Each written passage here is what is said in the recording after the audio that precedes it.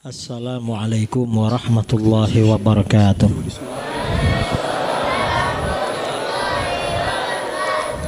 Bismillahirrahmanirrahim.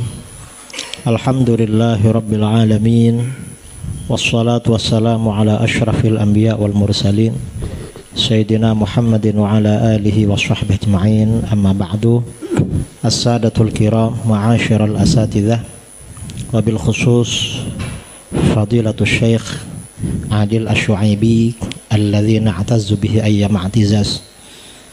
Para asatid dan semuanya yang saya hormati, dan para jamaah kaum muslimin dan muslimat Pekanbaru Riau yang hadir pada malam ini, biasanya dalam momen pembacaan kitab Sahih Bukhari. Naqra Sahih al-Bukhari Lailatul Jum'ah. Al-ijtima' في كل أسبوع ليلة الجمعة نقرأ صحيح البخاري العادة، لكن الآن هذا نتشرف بحضوركم، نستمع من المحاضرات ستلقيكم إن شاء الله. نعم، كل أسبوع في ليلة الجمعة. Dan ini yang hadir di tengah-tengah kita Syekh Adil Asy-Syu'aibi. Beliau ini mantan Wahabi. Dulu beliau Wahabi, tapi keluar dari Wahabi kembali ke Ahlus Sunnah wal Jamaah. Dan saya kenal beliau sudah lama. Nahnu na'rifakum tawil. Qabla kira-kira 6 bulan yang lalu, hawalai 6 ashhur al-madiyah, saya buat postingan di YouTube, temanya mengapa saya meninggalkan Wahabi, limadza taraktul Wahabiyah, Syekh Adil Syu'aibi. Saya mengambil dari tulisan beliau di Facebook, mengapa saya keluar dari Wahabi, masuk YouTube. Dan ini kira-kira sudah 3 minggu YouTube-nya kena hack oleh Wahabi. Al-hisab di YouTube itu apa nih? Hisabuna fil YouTube ta'attal qabla nah mungkin hadza min tarfil wahabiyah. Jadi ini ya, di Timur Tengah ini ada beberapa ulama yang asalnya Wahabi. Salah satunya beliau yang dari Yaman. Kemudian ada muridnya Syekh bin Bas dan muridnya Syekh Utsaimin. Namanya Syekh Khalid bin Abdullah Bahumid Al-Ansari. Mungkin datang juga nanti ke sini.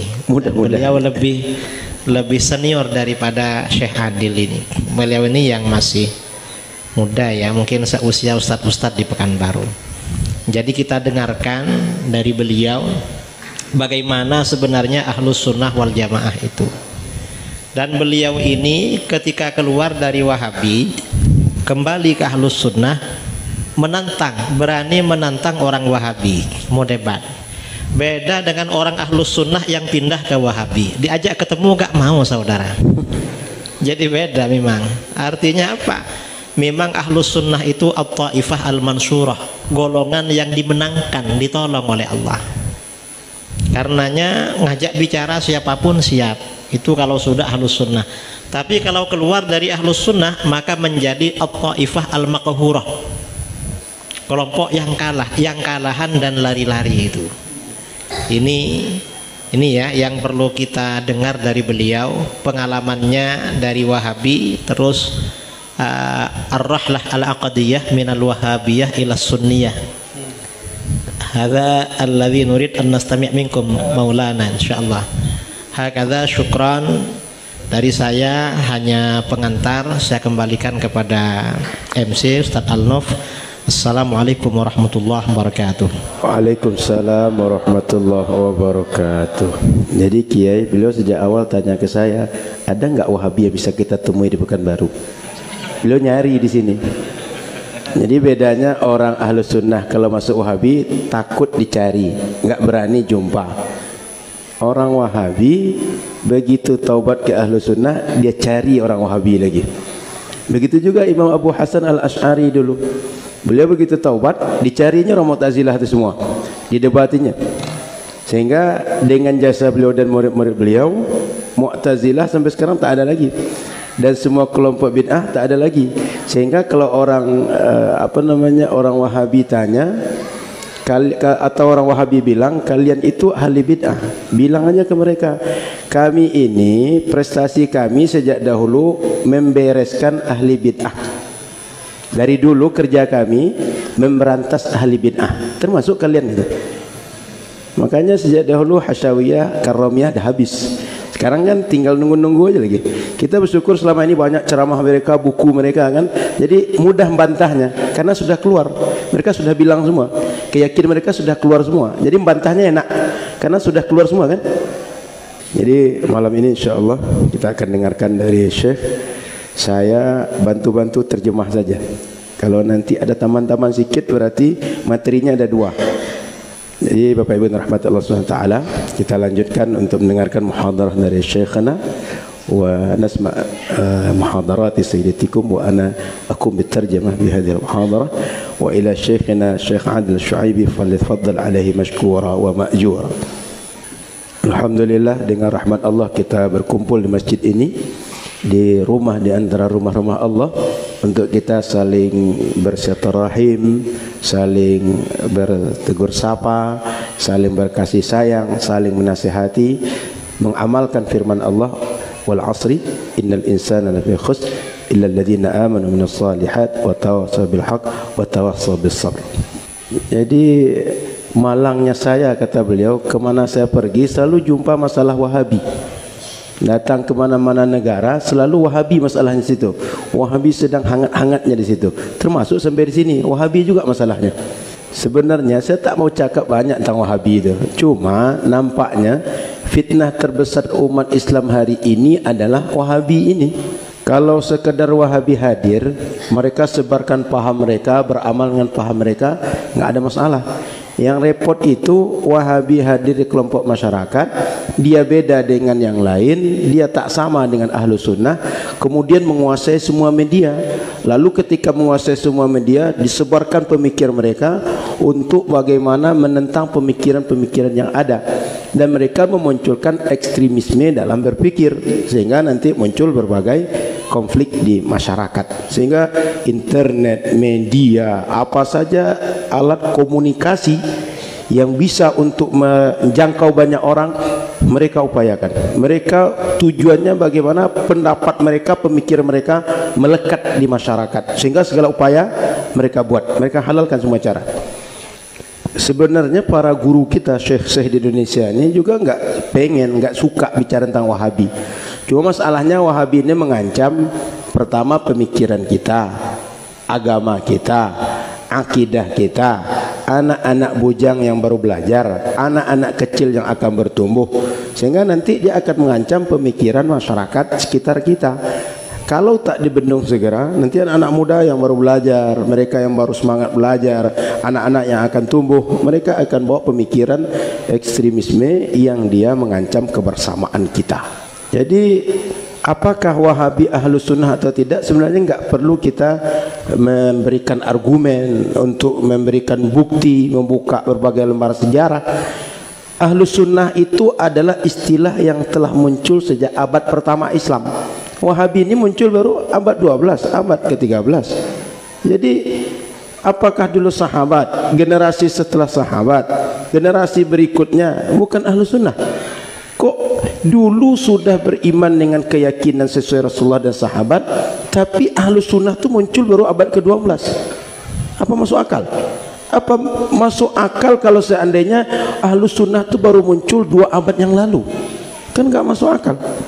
Dulu Rasul, sahabat, generasi berikutnya dengan agama yang bersih, yang jernih, yang sesuai dengan yang diinginkan oleh wahyu dari Allah Subhanahu wa taala.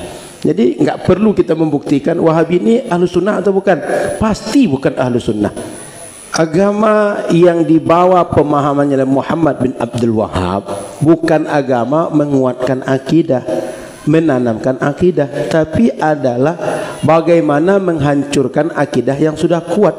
Sehingga kerja mereka sejak muncul mengkafirkan umat Islam, menganggap semua selain mereka adalah kafir. Sehingga orang Syam, orang Mesir, orang Hijaz, orang mana saja di luar mereka bukan Islam. Maka dalam kitab-kitab mereka tertulis bahwa dimanapun orang selama mengikut kepada Turki Utsmani, tidak mengikut kepada mereka, mereka adalah kafir. Jadi dari dulu kerja mereka menuduh kita kafir. Kalau sudah kafir berarti nanti halal darah, halal harta kita. Siap-siaplah nanti dibunuh orang Wahabi nanti. Kalau kita agak kritis sedikit, kenapalah Indonesia ditarget oleh Wahabi ini? Universitas-universitas didirikan di sini, anak-anak muda yang berprestasi, yang nilai bagus diambil ke negara mereka, dapat beasiswa. Syekh-syekh mereka bergiliran datang berdakwah ke negeri ini. Kira-kira apa di balik itu? Enggak mungkin sekedar diambil lalu dikirim dibuatkan universitas, enggak mungkin sekedar itu. Jadi kenapa mereka mentarget Indonesia? Sebab berdasar pemikiran mereka adalah mengkafirkan semua orang. Kata mereka Indonesia ini bukan negara muslim, orangnya enggak muslim, sebab mereka mazhab Syafi'i, mereka Asy'ari, mereka bertasawuf. Semua yang tidak ikut mereka kalau tidak kafir ahli bid'ah. Beliau Muhammad bin Abdul Wahab mengatakan semua yang tak sama dengan dia tak paham la ilaha illallah.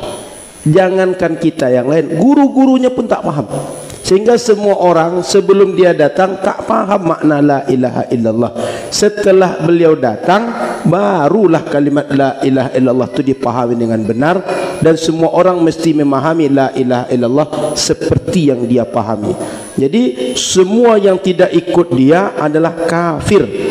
Kita dianggap kafir, maka ditarget untuk didakwakan Islam versi Muhammad bin Abdul Wahab.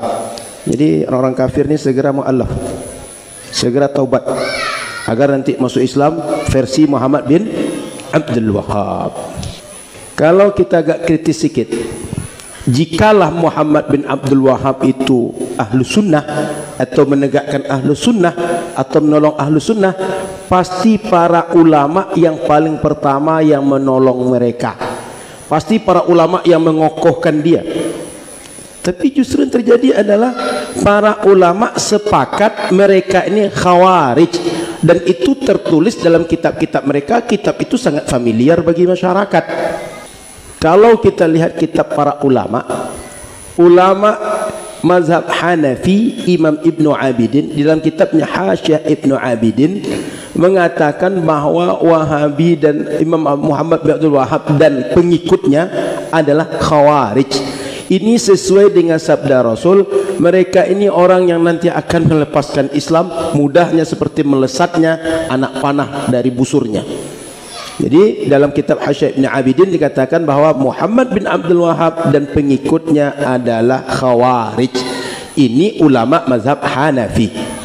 Di antara ulama yang juga mengatakan Muhammad bin Abdul Wahab dan pengikutnya adalah khawarij, Imam Syihabuddin As-Sawi di dalam kitabnya Hasyiah As-Sawi ala Tafsir Al-Jalalain. Beliau seorang ulama Malikiyah yang besar, yang hebat, yang terkenal di zaman beliau. Artinya ulama besar di zaman mereka, mazhab Hanafi, mazhab Maliki, sepakat beliau Muhammad bin Abdul Wahab dan pengikut adalah khawarij. Di antara ulama yang mengatakan Muhammad bin Abdul Wahab dan pengikutnya khawarij adalah Syekh Abdul Hamid Asy-Syarwani.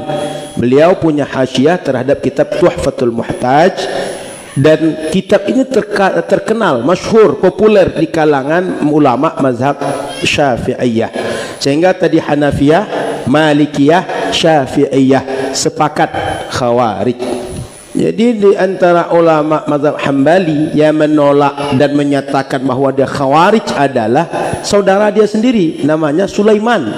Jadi Sulaiman saudara dari Muhammad bin Abdul Wahab bahkan menulis sebuah buku yang khusus untuk membantah Muhammad bin Abdul Wahab dan pengikutnya. Dia mengatakan bahwa Muhammad bin Abdul Wahab adalah khawarij.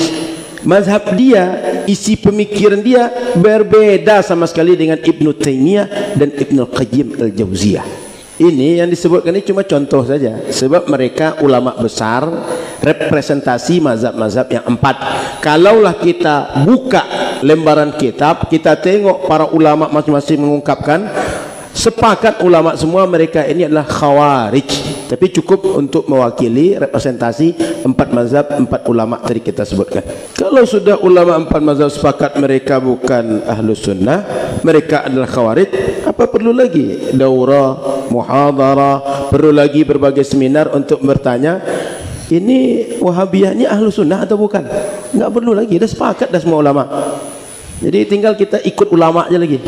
Kalau ada yang bilang bukan, tidak, mereka bukan khawarij, berarti mereka bukan ulama itu. Kalau ulama bilang Wahabi adalah khawarij, yang bukan ulama bilang mereka ahlu sunnah. Mau ikut ulama atau tidak? Ke ulama kan? Wahabi khawarij. Kita bicara Wahabi itu bukan ingin menyatakan mereka kafir, menyatakan mereka bid'ah, untuk menyatakan berbagai hal-hal tentang mereka, bukan gunjing mereka, tidak. Kita ini bicara Wahabi ini sekedar untuk mengingatkan masyarakat agar hati-hati dengan pemikiran mereka, karena ini banyak anak-anak, banyak masyarakat yang mereka tak paham bagaimana sesungguhnya pergerakan Wahabi. Kalaulah kita melihat real keadaan masyarakat, di rumah kita ada TV, di TV itu puluhan channel punya Wahabi, ada Roja TV, di sini ada berbagai media. Pokoknya Wahabi menguasai media dan mereka memang berusaha untuk itu. Buka lagi Facebook, buka lagi media sosial, banyak, buka lagi internet, Wahabi aja isinya. Sehingga kalau tak diingatkan, kalau tak diberitahukan, ini akan mengembang pemikiran ini, masyarakat terancam. Sehingga nanti kalian akan tengok anak-anak muda ini, mereka akan menghancurkan bom di masjid-masjid, mereka akan hancurkan bom di jalan-jalan, akan dihancurkan berbagai tempat. Yang korban kita, lalu ibu-ibu akan berteriak nangis, bapak-bapak nangis terhadap anak dia, sudah mati apalah mau disesali lagi. Sebelum menyesal, kita ingatkan. Maka kita bicara tentang Wahabi, tujuannya bukan sedang memperbincangkan tentang mereka, bukan tentang pentingnya mereka, tapi mewanti-wanti masyarakat, mengingatkan masyarakat jangan tertipu oleh Wahabi. Itu sebenarnya. Mereka orang Arab memandang Indonesia ini bagikan buruan yang sangat berharga. Kita ini macam buruan yang berharga, sehingga semua orang tertarik untuk mengejarnya. Maka mereka kirim para dai, kirim para syekh. Tujuannya apa? Untuk menyebarkan pemikiran mereka. Cuma dia bunglon, pakainya Syafi'iyah, tapi isinya menghancurkan Syafi'i dari dalam. Isinya Wahabi. Mereka berpakaian dengan berbagai istilah ulama, tapi isinya adalah bagaimana memusuhi ulama, memusuhi ilmu. Akhirnya nanti akan terjadi pemikiran-pemikiran ekstremisme akan tersebar di masyarakat, sehingga orang-orang nanti akan berpikiran bagaimana bisa menghancurkan satu dengan yang lain, dan mereka akan merubah akidah, manhaj dan keyakinan umat dengan mengirim utusan-utusan itu, karena bagi mereka buruan yang sangat berharga Indonesia ini. Jadi kata beliau, dengan pemaparan yang singkat yang barusan ini, saya yakin semuanya sudah mulai paham kenapa lah banyak anak-anak muda mulai taubat dari Wahabi, sehingga mereka balik kepada Ahlus Sunnah wal Jamaah. Sebab tertipu di awalnya, dan bahaya pemikiran ini bila terus untuk dipegang. Makanya saya kalau tadi kata Kiai cerita tentang gimana taubat dari Wahabi kepada Ahlus Sunnah, kira-kira saya yakin jamaah sudah bisa menangkap sebabnya kenapa saya taubat. Sebab bahaya betul, dan saya menyadari itu, sehingga saya taubat meninggalkan Wahabi. Kenapa dulu saya sempat mengikut Wahabi? Saya tertipu. Sebab kata mereka manhajnya manhaj salafus saleh. Kita pula berpikiran betul manhaj salafus saleh. Rupanya tidak. Setelah dikaji, ditengok betul, ditengok bacaan mereka, referensi mereka, semua berbagai literasi tentang mereka, bagaimana mereka mengajarkan, bagaimana ilmu yang mereka sebarkan. Rupanya mereka ini bukan Ahlus Sunnah, bukan pengikut manhaj salafus saleh. Makanya sadar dari itu, lalu tidak lagi tertipu dengan mereka. Dulu saya ngikut Wahabi ini karena berpikir akan belajar akidah Ahlus Sunnah wal Jamaah. Tapi rupanya setelah dipelajari, dia bukan sekadar sama dengan akidah karramiyah saja, tapi betul-betul akidah karramiyah yang dia hidupkan. Akidah karramiyah adalah akidah yang menyatakan Allah itu berjisim. Allah punya fisik, Allah punya bentuk kebendaan, sehingga Allah itu macam berhala tapi dalam kepala. Sehingga bedanya orang musyrik dengan Wahabi itu, kalau musyrik berhalanya depan kepala, kalau Wahabi berhalanya dalam kepala. Ngerti? Jadi beda tipis. Musyrik dengan Wahabi itu tipis bedanya. Kalau musyrik berhala depan kepala, kalau Wahabi berhala dalam kepala. Kalau kita pembelajar fikih dan kita tengok tentang bagaimana khilaf ulama tentang Wahabi ini, dia mujassim, lalu mujassim ini kafir atau tidak, akan kita dapati bahwa para ulama beda pendapat tentang karomiyah dulu, apakah mereka mujassim lalu kafir atau tidak. Jadi para ulama sudah berbeda pendapat dalam hukum mereka antara kafir dan tidak kafirnya, dalam artian apakah mereka tuduh kafir atau bid'ah saja. Dalam mazhab Syafi'i terkenal bahwa mereka dianggap tidak sampai pada kafir, tapi mereka adalah disebut dengan ahli bid'ah saja dalam akidah. Jadi dulu saya ketika ikut Wahabi berpikir saya akan belajar metode para ulama ahli hadis, ulama ahli fikih, ulama ahli sunnah wal jamaah.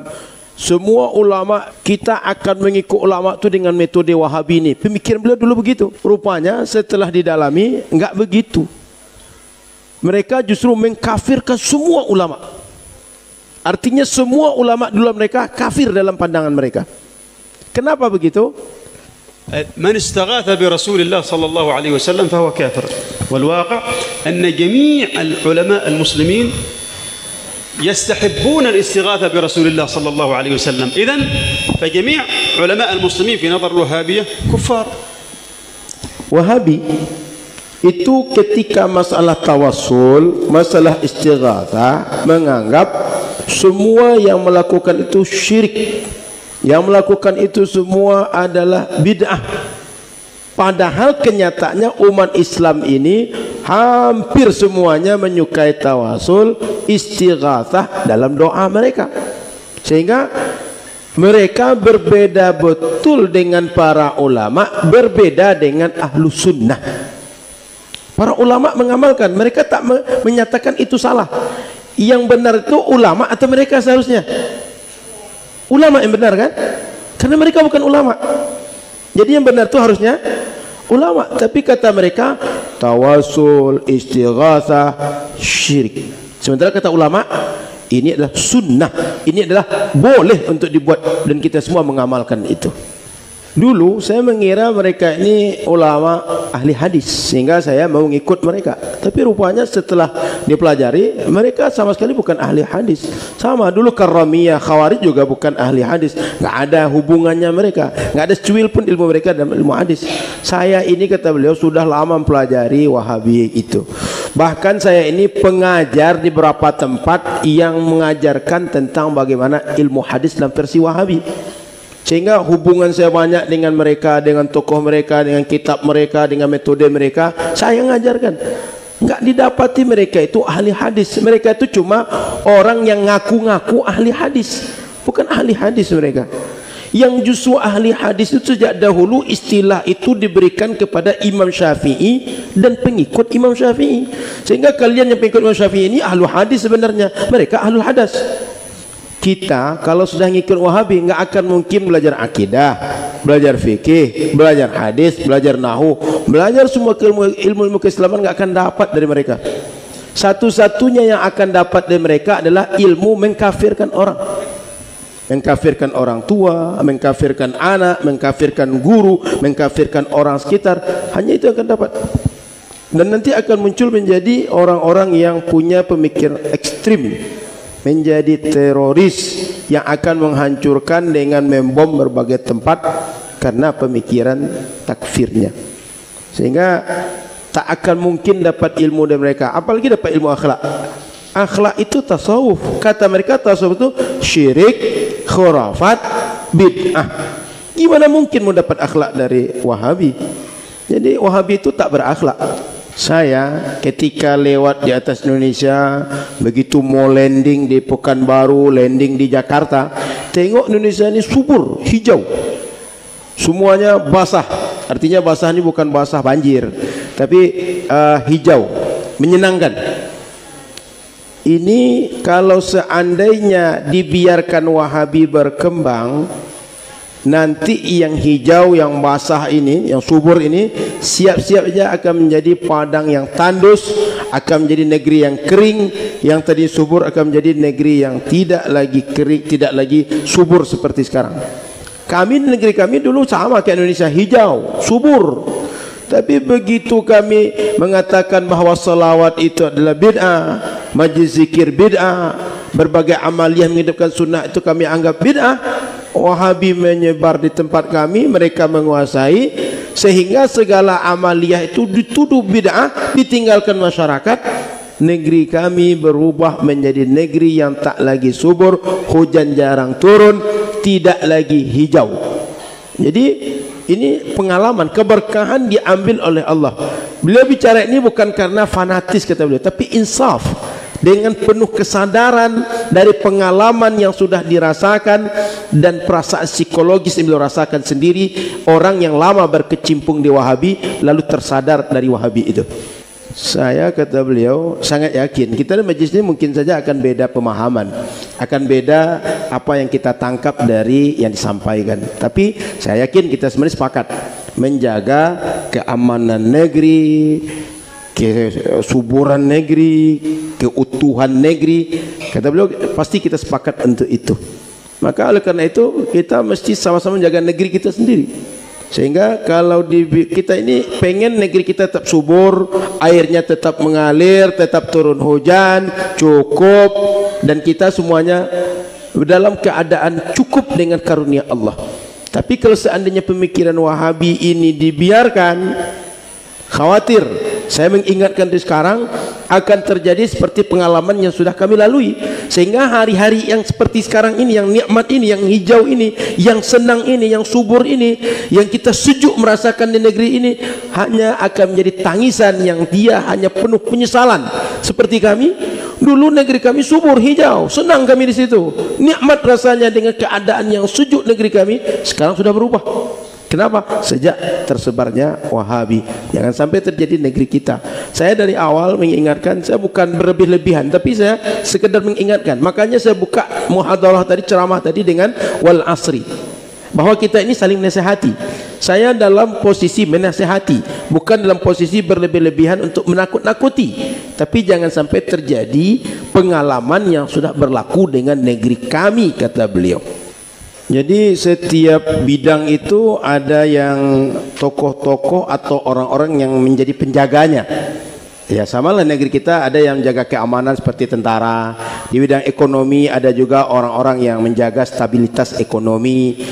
Segala bidang itu ada selalu orang yang menjaga di situ.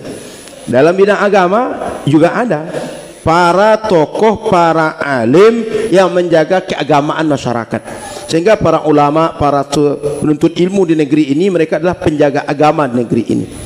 Oleh karena itu, para penjaga agama ini mesti sama kita support. Karena mereka menjaga agama kita, menjaga negeri kita, menjaga anak-anak kita. Sehingga tak terpengaruh dengan pemikiran Wahabi, tidak terpengaruh dengan pemikiran yang dia merusak. Sehingga anak-anak kita menjadi orang-orang teroris, menjadi orang ekstremis yang nanti akan menjadi perusak di negeri ini. Oleh karena itu, negeri ini mesti dikuatkan oleh para ulama, mesti dikuatkan oleh para penuntut ilmu. Kita semua saling menyokong upaya mereka, karena mereka menyampaikan kepada kita ilmu yang akan manfaat untuk menjaga kita. Kalau tak ada mereka, mungkin kita semua sudah jadi korban dari tipuan muslihat yang disampaikan oleh para Wahabi. وفي نهاية هذا المجلس umat Islam sejak dahulu mereka akan kuat selama mereka dalam berfikih bermadhab, kemudian dalam suluk mereka bertasawuf, dan mereka berakidah Ahlus Sunnah wal Jamaah. Selama masih berpegang dengan tiga pokok ini, dengan tiga tiang ini, maka pasukan umat Islam, tentara umat Islam, dan umat Islam selamanya akan kuat. Mereka akan dimuliakan, mereka akan disegani, mereka akan ditakuti. Tapi kalau sudah lepas dari tiga ini, kita tak ada kekuatan, kita akan lemah. Kita tidak akan lagi dianggap sebagai yang menakutkan. Maka umat Islam mesti menjaga, mesti bermazhab, mesti bertasawuf, mesti mereka mengikut akidah sunnah, ahli sunnah wal jamaah. Saya kira kata beliau cukup materi malam hari ini, muhadarah, ceramah malam hari ini. Kita berdoa pada Allah agar dijaga semuanya oleh Allah, dijaga negeri ini, dijaga umatnya, dijaga agama kita semua. Mudah-mudahan Allah SWT menolong kita semua. Dan setelah ini kalau ada yang mau bertanya atau mau menambahkan atau mengomentari, boleh juga. Hati kita terbuka untuk menerima semua, apakah tambahan atau ada komentar dari kita semua. Silakan kalau ada yang mau bertanya. Jadi anggaplah di sini nih ada satu orang orang Yahudi ini, Zionis. Orang Zionis, dia pasti akan bilang tentang dia, orang Zionis itu orang baik, orang suka damai, cinta, sayang. Wahabi lebih kurang gitu juga. Dia akan bilang kami ini baik, kami ini macam es krim, manis, lembut, penyayang. Ya Wahabi lah, lagi jual brand, lagi melariskan dagangan, itu biasa gitu. Jadi Wahabi yang di berbagai negeri ini cabang-cabang aja semua. Pusatnya Saudi, induknya Saudi. Sehingga semua Wahabi dimanapun itu asalnya dari Saudi, diekspornya dari Saudi. Sehingga kalau dari Saudi Jamiah Islamiyah Madinah, dari Jamiah Ummul Qura Makkah, mereka adalah orang-orang ekstremis. Kok bisa sampai di cabangnya mereka orang-orang yang mu'tadil, orang-orang yang dia punya pemikiran yang pertengahan moderat? Ya nggak masuk akal lah. Dari pangkalnya keruh, masa di ujungnya jernih? Nggak mungkin. Jadi Saudi sebenarnya secara masyarakat dan negara itu bukan Wahabi. Ini cuma faktor politik di awal dulu saja, kong kalingkong aja, supaya negara Saudi tegak butuh bantuan Wahabi. Itu aja di awalnya. Cuma setelah berjalan waktu, justru Saudi sekarang menderita dengan adanya Wahabi itu. Kesulitan, kerumitan dengan adanya Wahabi ini. Sehingga dengan adanya Wahabi banyak pemikiran-pemikiran ekstrim yang muncul. Itu memancing timbulnya orang-orang liberal, yang kemudian timbullah berbagai hal yang seperti hari ini kita lihat di luar nalar kita, di luar prediksi kita tentang Saudi. Sehingga berbagai hal budaya, berbagai pemikiran bebas betul sekarang. Kenapa? Dia sebagai upaya kontra terhadap pemikiran Wahabi yang sangat keras. Muncullah liberal yang sangat longgar. Jadi akibat terlalu keras muncul lawannya. Jadi sekarang para syekh Wahabi itu banyak dipenjarakan oleh kerajaan Saudi Arabia karena mereka lah sebab masalah di negeri itu. Jadi kalau kita tengok Wahabi itu kan merasa semacam playing victim. Mereka karena banyak dikomentari orang, banyak didebat orang, banyak dihujat orang, maka ketika hadir di masyarakat itu nggak pede lagi dengan Wahabi mereka. Sehingga muncul masyarakat menyatakan kami ini orang moderat, kami ini orang bersahabat, kami ini kalau hadir di acara pesta macam orang kebanyakan moderat, bisa bersama membaur dengan kalian. Tapi sebenarnya Wahabi itu nampak wajahnya senyum tapi mukanya masam juga. Jadi Wahabi itu cuma berusaha menampak-nampakkan diri macam orang sudah baik, tak seperti Wahabi yang dulu. Tapi hakikatnya dalam hatinya begitu juga, nggak berubah. Casingnya nampak berubah, isinya itu juga. Tapi casing berubah ini masih nampak juga bahwa Wahabi ya begitu juga rusaknya. Dia mengkafirkan orang, pemikiran dia. Sehingga pokoknya yang tak sama dengan mereka kafir. Jadi Wahabi itu kalau ada yang bilang bahwa dia sudah mulai moderat, sudah mulai sekarang terbuka, itu hanya lipstick saja. Sebenarnya ya begitu juga, rusak juga. Jazakallah khair. Cukup kata beliau. Jangan tambah lagi. Merasai Wahabi inti. Fadal, ada yang lain? ما في كلام آخر غير الوهابية. وهابية الوهابية تقسي القلب.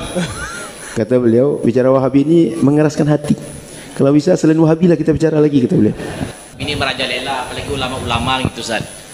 Apakah cukup kita hanya mengadakan daurah gini saja Ustaz? Apakah juga perlu mengikrarkan dengan pemerintah bahwa aswaja itu ya kita Ustaz? Wahabi itu tak masuk, artinya mereka berbahaya gitu Ustaz. Apakah nunggu Imam Mahdi pula dulu Ustaz baru kita bisa bersatu, ataukah ketika Imam Mahdi itu datang Wahabi ini pula yang menolak kedatangan Imam Mahdi ini, Ustaz. Mungkin itu saja. Assalamualaikum warahmatullahi wabarakatuh. Assalamualaikum. Jadi metode ahlu sunnah itu menghindari ahli bid'ah, jangan mendekat kepada ahli bid'ah karena mudaratnya besar, terutama bagi orang yang dia bukan muta'allim, bukan santri, bukan orang yang punya ilmu. Jadi sebaiknya kalau masyarakat umum itu menjauh dari Wahabi. Bahkan seperti kita menjauh dari binatang buas yang menakutkan. Kalau binatang buas itu mencakar kita paling luka, bisa disembuhkan. Tapi kalau Wahabi merusak pemikiran, merusak hati, mengeraskan hati, lebih berat, lebih mudarat. Kerusakan Wahabi ini lebih parah dibanding sekedar dicakar oleh binatang buas. Maka kalau masyarakat umum sebaiknya menjauh, jangan mendekat, jangan berkawan dengan dia. Tapi kalau orang alim, dia berilmu, bisa mendebat, bisa membantah, bisa menjelaskan, bisa meyakinkan bahwa ahlu sunnah itu yang seperti yang kita yakini, itu sebaiknya bergaul dengan mereka supaya nasihati mereka, menarik mereka kembali. Tapi kalau yang tak bisa, sebaiknya menjauh. Jangan coba-coba, nggak apa-apa, kita kawan dengan dia, nanti dimakannya nanti, dirusaknya nanti. Jadi lebih mudarat. Dan Wahabi ini adalah bid'ah paling buruk yang ada dalam sejarah Islam. Maka ulama menyarankan jauhi ahli bid'ah, tinggalkan ahli bid'ah. Jadi orang Riau jauhi Wahabi, jauhi ahli bid'ah. Bid'ah paling buruk Wahabi. Soal tsani huwa yas'al hal yakfi lana faqat mujarrad ad-dawra wa al-muhadara atau mungkin nahnu nuqarrir atau nu'lin أو نقول للحكومة بأن أهل السنة هي نحن أهل السنة حتى صدر الحكومة القرار بأننا أهل السنة وغير أهل السنة لا يسمح في هذا البلد. Jadi terkait dengan usaha untuk mengatasi Wahabi ini, jika ada di antara kita yang bisa punya koneksi ke pemerintah, bisa meyakinkan pemerintah, bagus, lobi pemerintah, sampaikan bahwa Wahabi ini berbahaya, sesat. Wahabi ini mengancam keamanan negeri. Jadi kalau ada di sini istri DPR atau istri wali kota atau dia wali kota hadir di sini, kamu mana tahu lah kan? Bisikan sikit, sampaikan Wahabi jangan dibiarkan di negeri kita, seperti Malaysia, seperti berbagai negara di Asia Tenggara, nggak boleh kecuali ahlu sunnah saja, karena mereka sadar kalau masuk selain ahlu sunnah merusak. Jadi kalau ada yang punya hubungan dengan orang politik, bisa lebih-lebih politik, sampaikan Wahabi stop di Pekanbaru, stop dari Riau. Wahabi itu dia tidak akan puas dengan hujjah ilmiah. Jadi gimana pun cerdasnya kita berargumen dengan Wahabi, nggak akan puas dia. Satu-satunya cara untuk menghentikan Wahabi itu yang paling mantap, yang paling manjur itu adalah kekuatan negara. Orang yang pernah debat Wahabi pasti paham itu. Kata beliau gitu. Yang sudah pernah interaksi dengan Wahabi, sudah pernah diskusi Wahabi, pasti paham. Bagaimanapun keilmuan mereka nggak akan mereka mudah terima, nggak akan berpuas diri. Puasnya mereka kalau sudah di stop oleh negara, sudah diberikan segel oleh negara. Jadi Bapak Ibu yang punya channel kepada orang politik, bisik-bisikkan sikit-sikit, ansur-ansur. Wahabi itu bahaya gitu. Wahabi itu kalau kita biarkan nanti abang pun jadi mangsa nanti gitu. Jadi semua negara, kata beliau, saya yakin sedang berusaha memerangi terorisme, ekstremisme, termasuk negeri kita ini. Maka kalau kita sebenarnya ingin merang mereka, cara paling bagus itu, yang paling jalan singkatnya, jangan dibiarkan berbagai pusat Wahabi, pusat pengembang Wahabi, Islamic Center Wahabi, pesantren-pesantren Wahabi, berbagai lembaga dakwah Wahabi tumbuh di masyarakat. Karena kalau itu tumbuh berarti kita sedang menumbuhkan pemikiran takfiri, pemikiran ekstremis, pemikiran terorisme di negeri kita ini. Makanya mesti kita bisikkan kepada pemangku jabatan, pada pemerintah, agar mereka menyadari dengan sepenuh kesadaran Wahabi ini sangat bahaya. Karena kalau dibiarkan nanti, jangan sampai sudah pecah kepala ditokok oleh palu baru merasa nih sakit rupanya gitu. Kan bahwa di Yaman itu sekarang sedang kekeringan dan ada kaitannya dengan Wahabi. Dan saya juga sempat mendengar bahwa di Yaman sedang konflik Apakah itu ada kaitannya dengan ya Wahabi ini, Ustaz? Tolong Syekh Adil jelaskan keadaan Yaman sekarang bagaimana di sana, karena di Pekanbaru masyarakat mungkin memandang Wahabi ini hanya kajian-kajian sunnah, manis, indah lah pokoknya Wahabi Pekanbaru ini, Ustaz. Tidak seperti yang ditakutkan oleh Syekh Adil tadi yang telah terjadi di Yaman seperti itu. Terima kasih. Assalamualaikum warahmatullahi wabarakatuh. Assalamualaikum. ويسأل بأن في اليمن الآن أصاب القحط وفي اليمن في تنازع بين الكثير من الفئات ونحن في بكنبارو نتعايش مع الوهابي كأنه هو درس السنة، كأنه محاضرة قيمة، كأنه هو ايش اسمه فقط المجاملة، كله حل، كله التمام، كله جمال. كأن الناس يعيش مع الوهابي بصديق حميم، بقريب، يتعايش معه بأمر جميل هكذا. Jadi sudah menjadi tradisi kelompok bid'ah sejak dulu. Jadi sudah biasa, sudah menjadi sunnah di mana-mana kelompok bid'ah itu begitu muncul itu dia lembut-lembut, dia seakan berkawan, cari perhatian, ngambil hati orang. Tapi begitu sudah kuat, sudah besar, akan nampak taringnya akan muncul. Wajahnya akan beda dengan yang dulu. Dulu kawan, dulu lembut, dulu berakhlak. Tapi begitu sudah kuat, dimangsanya kita. Begitu sudah kuat, dihabisinya kita. Begitu dia sudah kuat, pilihnya satu di antara dua saja. Ikut saya atau kamu kafir. Enggak ada lagi pilihan lain. Jadi air kalau dia kecil mudah untuk diarahkan. Tapi kalau sudah besar, dengan kampung-kampung dihanyutkannya. Api kalau kecil itu gampang untuk dimatikan. Tapi kalau sudah besar, dengan awak-awak dibakarnya. طيب إذا كان الوهابي مع الوهابي هكذا، الوهابي يستحل دم الوهابي، الوهابي يفرح إذا مات الوهابي، إذا قتل الوهابي، فما بالك بموقف الوهابي من الأشعري ولا من الصوفي؟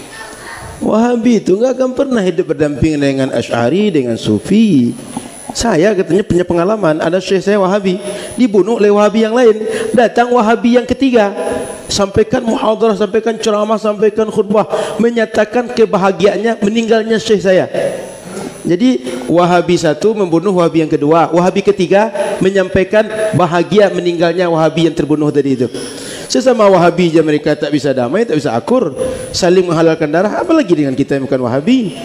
Kita bukan Wahabi kan? Lebih lagi mereka akan musuhi kita. Jadi sesama Wahabi aja mereka menghancurkan, apalagi dengan kita yang ahlu sunnah. Ibu-ibu ada pertanyaan, Bu? Akhwat ada pertanyaan? السؤال ما علامة الوهابية؟ مع علامة الوهابية؟ علامة الوهابية، الشيام الوهابية. الشيام الوهابية بأنه ملبسه كذا. الوهابي له علامة ظاهرة وعلامة باطنة. علامة ظاهرة كذا. Wahabi itu punya ciri-ciri yang nampak, ada ciri-ciri yang tak nampak. Kalau ciri-ciri yang nampak ini mungkin di rumah-rumah mereka macam bunglon. Tanda yang nampak kasat mata, jenggot panjang. Tapi ini bukan Wahabi. Jadi tanda Wahabi itu makai imamah, dia buka macam ini, macam orang Yahudi biasa makai. Dia bukan macam imamah pakai ulama itu. Dia gini cara makai Wahabi. Ini gaya khas Yahudi. Cara sorban yang dipakai oleh Rasul dan orang Islam itu macam ini. Awalan imamah. Di dalamnya ada imamah. Kemudian ditutup dengan sorban macam ini. Ditutup ini atau kemudian dikalungkan. Kalau Wahabi tidak dilepaskan. هذا طيلسان أهل الإسلام. Ini sorban orang Islam begini cara makainya. طيلسان الوهابية مثل طيلسان اليهود. Kalau orang Wahabi pakai sorban macam ini, dia seperti gaya orang Yahudi makanya. Di dalamnya tak pakai imamah, cuma kopiah macam saya ini. Tapi ini bukan Wahabi. Macam kopiah ini, lalu ditutup dengan sorban di luarnya. Saya bukan Wahabi. Jangan salah sangka, saya tak pernah Wahabi. Saya bukan mantan Wahabi. Sejak dulu Asy'ari, ahlu sunnah sejak lahir saya. هذا فعلا هذا طيلسان اليهود. هذا طيلسان اليهود. وكذلك الوهابي يفعل هذا، لابد ان يفعل هذا مثل عرف الديك هذا. هذا لابد مثل الديك. Termasuk gaya Wahabi itu pakai sorbannya ditarik sikit depan, dipicik dikit depan, apa namanya, diruncingkan sikit depan tuh. Nah, itu khasnya Wahabi gitu. Ditarik sikit. Maka kalau ada orang Yaman yang di Pekanbaru nampak macam itu pasti Wahabi itu. وهذا فعلا هذا اللباس الذي يلبسونه هذا الطيلسان ذكر السيوطي وكثير من العلماء أنه طيلسان اليهود. Para ulama banyak menyebutkan bahwa itu cara pakai sorban orang Yahudi. كذلك الوهابي صاحب وجه عبوس دائما وجهه يعني مظلم وجهه مظلم لا يبتسم كثيرا لا يبتسم إلا الوهابي مثله. Jadi Wahabi itu kalau tengok wajahnya cemberut aja, gelap aja. Dia senyum itu cuma paling sama Wahabinya saja. لكن هذه العلامات الظاهرة هم الآن يحاولون أن يغيروها. Tapi sekarang tanda-tanda yang kasat mata ini mulai mereka agak rubah sedikit, sudah ketahuan. يعني الآن أصبحوا الوهابي يتظاهرون بأنهم معتدلون وبأنهم يقبلون الآخر وبأنهم يتعايشون مع الآخر. Sekarang Wahabi itu menampakkan bahwa dia bisa bergaul dengan orang, bisa membaur dengan yang lain, bisa menerima siapapun. هؤلاء كيف تعرفهم؟ تعال له بس فقط اسأله قل له ما حكم الاستغاثة بالرسول صلى الله عليه وسلم؟ سيقول لك شرك. Nah, gimana cara tahunya bahwa Wahabi itu masih begitu meskipun cara dia bergaul dengan kita sudah macam bersahabat? Tanya ke dia, apa hukum istighatsah?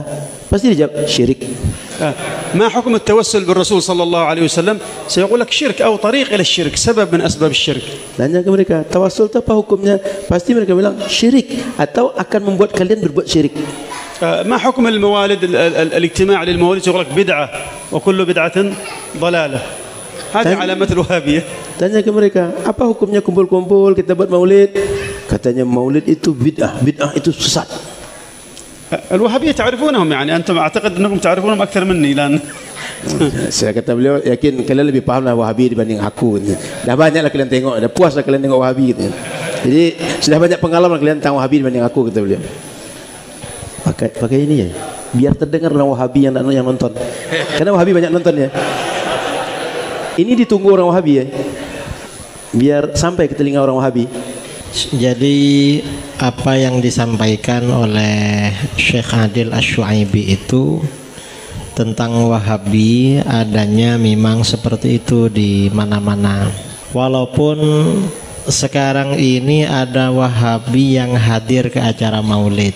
Kiai, kan nggak perlu saya terjemahkan kan? Hah? Nggak perlu saya terjemahkan kan? Nggak. Saya untuk itu lah. Ba'du asatidzah Wahabiyyin al-an yahduruna al-maulid li ilqa'il muhadarat. Ba'dul muslimin fi biladina la yafhamuna al-wahabi, la ya'rifuna al-wahabi. Rubbama haula ba'du ikhwanina aqadu al-maulid thumma istadafu asatidzah Wahabiyyin li ilqa'il muhadarat. Faqala ba'dul wahabiyin, sebagian Wahabi bilang pada saya, Kiai, saya ini ikut maulid. Qala li ahaduhum, ya Syekh, ana hadartul maulid, hal ana min ahli sunnah hakadha. Qultu lahum anta tahdur maulid li ilqa'il muhadarah, walakin la tab'an anta la turid an taqid al maulid fi baitik. Kamu pasti gak mau bikin maulid. Kamu datang maulid itu karena dapat berkat kalau diundang ceramah itu. Jadi kalau suruh bikin mereka gak mau. Ada yang seperti itu. Sebagian Wahabi di Indonesia ini ya, penyamaran. Jadi penyamaran lah sesama Wahabi. Dan seperti yang disebutkan oleh Syekh, sesama Wahabi itu saling mengkafirkan. Itu juga terjadi di Indonesia. Mungkin terjadi juga di Pekanbaru. Sesama Ustadz Wahabi saling tahdzir, saling mengingatkan ya agar gak suka kepada sesama Wahabi. Dan itu di mana-mana. Bahkan saling takfir, sesama Wahabi saling mengkafirkan.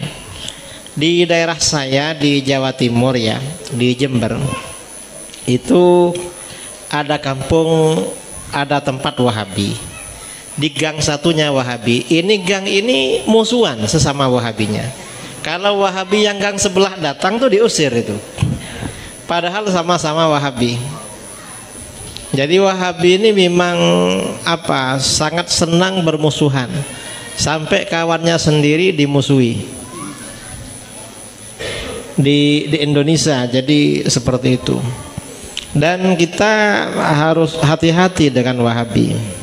Karena Wahabi itu seperti disampaikan oleh Syekh, mereka memang aliran Khawarij, fitnah akhir zaman, pemecah belah umat, dan sangat bahaya. Walaupun mereka mungkin penampilannya agak agamis, tapi hanya secara zahir, luar itu hanya luarannya saja itu. Jadi ini yang disampaikan oleh Syekh tadi tentang bahaya Wahabi di Indonesia. Wallahu a'lam. Baik, alhamdulillah sudah ditutup oleh Kiai tadi. Kesimpulan yang disampaikan Syekh Adil tadi itu semuanya benar, nggak ada yang salah. Tinggal kita meyakini saja lagi dan kita hati-hati dengan Wahabi. Jadi kita tutup majelis ini dengan doa. Narju minkum doa. Bisalihin. أنا أرجو منكم الدعاء.